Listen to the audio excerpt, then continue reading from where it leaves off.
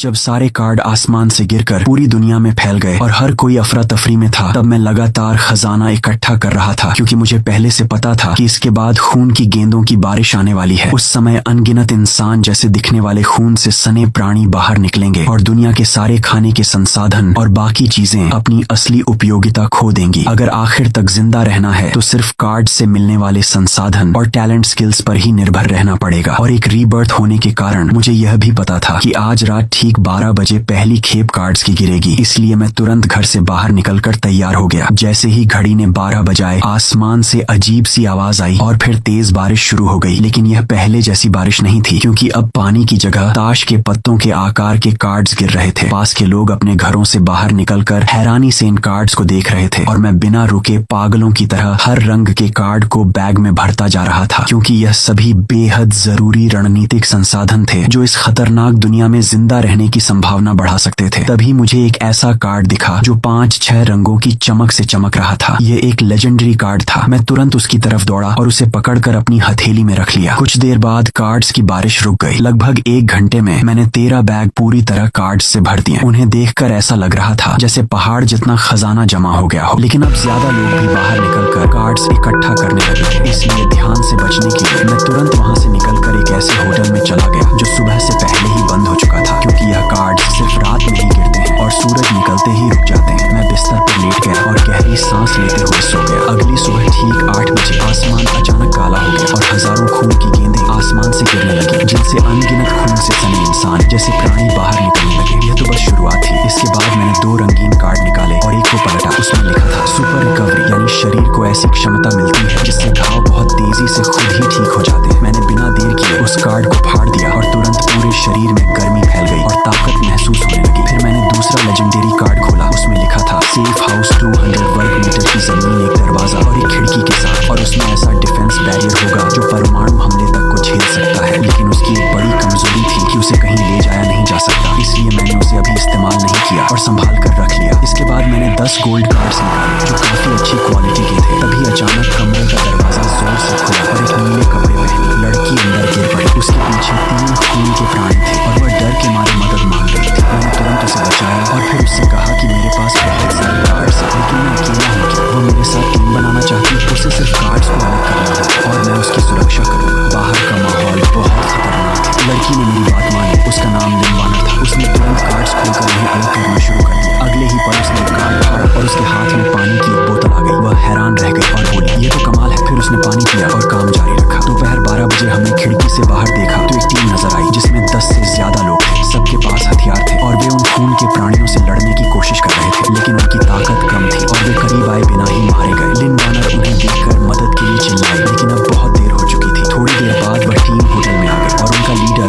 जो वैन था। उसने लिनवानर को पहचान लिया और मुझसे पूछा कि मेरे पास कितने कार्ड हैं। मैंने अपने कपड़ों से कई सिल्वर कार्ड निकाले। यह देखकर सबकी आंखें चौंधिया गई और जो वैन के मन में लालच आ गया। उसने कहा कि इतने कार्ड अकेले रखने का कोई फायदा नहीं, उन्हें हमें दे दो, हम तुम्हारे लिए संभाल लेंगे। मैंने हल्की मुस्कान के साथ कहा, अंदाजा लगाओ कि मैं इन्हें खुद क्यों इस्तेमाल नहीं कर रहा हूँ। वो कुछ समझ पाता उससे पहले ही मैंने एक मुक्का मारा और उसका सिर फोड़ दिया। वह वहीं गिर गया और मर गया। सब लोग दंग रह गए, क्योंकि उसके पास भी सिल्वर टैलेंट था, लेकिन उसे इस्तेमाल करने का मौका भी नहीं मिला। फिर मैंने एक गोल्ड कार्ड फाड़ा और मेरे हाथ में एक तेज काला चाकू आ गया। मैंने बाकी लोगों से कहा, अब तुम्हारी बारी। वो डर गए और भागने की कोशिश करने लगे, लेकिन मैंने किसी को नहीं छोड़ा। कुछ ही सेकंड में सब खत्म हो गए। पूरे 2 मिनट भी नहीं लगे। लिनवानर ने सब देखकर डर से कांपने लगी और जमीन पर बैठ गई। उसने कभी सोचा भी नहीं था कि मेरे जैसा शांत दिखने वाला इंसान इतना निर्दयी हो सकता है। मैंने उसे कहा कि लाशों से कार्ड्स निकाल कर मुझे दे। वह रोते हुए माफी मांगने लगी, लेकिन मैंने कहा, काम करते रहो। अगर मैंने तुम्हें दोष दिया होता तो तुम्हें भी मार देता, क्योंकि ये दुनिया अभी शुरू ही हुई है और बहुत कम लोग इतनी जल्दी ढल पाते हैं। अगले कुछ घंटों में कई टीमें वहां से गुजरी, लेकिन लिनवानर अब समझदार हो चुकी थी और चुप रही। शाम होने लगी और अंधेरा छाने लगा। तब मैंने उसे 5 सिल्वर कार्ड दिए और कहा कि बाहर जाने से पहले इन्हें इस्तेमाल कर लो। उसने कार्ड्स खोले और देखा कि ये सभी सपोर्ट स्किल्स हैं। वह समझ नहीं पाई कि मैंने उसे इतने समय तक क्यों देखने दिया। तब मैंने कहा कि मैं उसे एक टूल की तरह तैयार कर रहा हूँ, क्योंकि टूल स्किल्स न सिर्फ दूसरों को मजबूत बनाती है बल्कि खुद की सुरक्षा भी देती है। और अगर कोई टीम उसे पकड़ भी ले तो वे उसे तुरंत नहीं मारेंगे। अगर वह यह नहीं चाहती तो मैं उसे फाइटिंग टैलेंट दे सकता हूँ, लेकिन उसने मना कर दिया, क्योंकि वह उन खून के प्राणियों से लड़ना नहीं चाहती थी। फिर उसने पूछा कि इतने सारे कार्ड्स का क्या करेंगे। तो मैंने एक गोल्ड कार्ड निकाला और सारे कार्ड्स को कार में ट्रांसफर कर दिया। फिर मैंने होटल के